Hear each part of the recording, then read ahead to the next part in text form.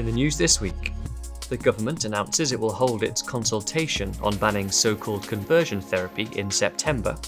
More than 150 peers back removing gambling sponsors from football shirts. And the Scottish Finance Secretary Kate Forbes speaks candidly of the challenge of living out her Christian faith in politics.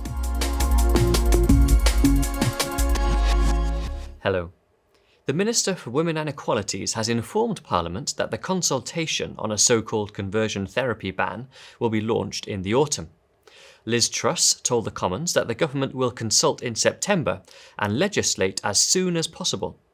The consultation, which was announced in the Queen's speech, will consider the effect of a ban on religious freedom in England and Wales. The government has said it does not wish to outlaw legitimate forms of pastoral support, and that it would ensure any action taken was proportionate and without unintended consequences. The Institute's Kieran Kelly said that Christians have a vital role to play in ensuring that a ban doesn't restrict the ordinary work of churches. It's really important that Christians respond to this consultation when it gets launched in the autumn.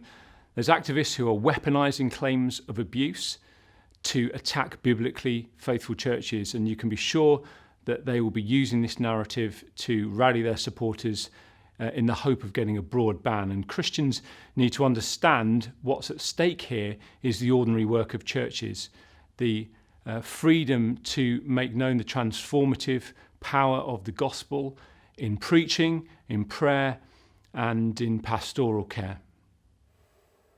More than 150 peers have said gambling companies should not be allowed to advertise on football shirts. Peers for Gambling Reform said banning them as shirt sponsors would have no impact on the Premier League, as the reach of its clubs and TV rights would easily cover the cost. Lord Foster of Bath, who heads the group, stressed the case for reform was overwhelming and that now was the time for action. More than 2 million people are affected by gambling-related harm, over 60,000 children are problem gamblers, and on average, there is one gambling-related suicide every day. Baroness Jane Campbell, who was diagnosed with muscular atrophy as an infant, has spoken against a new attempt by campaigners to legalise assisted suicide. The former commissioner of the Disability Rights Commission said she and others like her are fearful of any change in the law that would weaken the protection we rely upon now.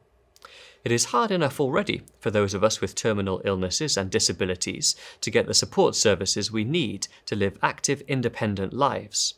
Last time the House of Commons considered legalising assisted suicide, it was rejected by a majority of 212, affirmation that terminally ill and disabled people are entitled to equal protection under the law. What has changed in the last 6 years to require the issue to be debated again? And finally, Scottish Finance Secretary Kate Forbes has spoken openly about the challenge of living out her Christian faith in the political arena. Forbes is a member of the Free Church of Scotland and has held a position in Nicola Sturgeon's cabinet since 2018. She spoke to the BBC's Political Thinking podcast. I believe in the person of Jesus Christ. I believe that he died for me, he saved me, and that my calling is to serve and to love him and to serve and love my neighbours with all my heart and soul and mind and strength.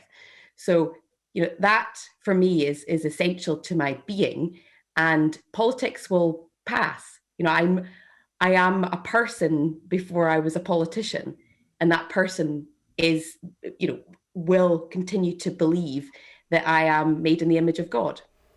Commenting in The Spectator, Stephen Daisley noted that Forbes' profession of faith and the unapologetic way in which it is delivered is entirely at odds with the aggressively secular and increasingly anti-religious worldview that dominates Scottish public life. Well, that's all for this week. For regular updates and information on all of our stories, plus much more, visit our website at christian.org.uk. Until next time, goodbye.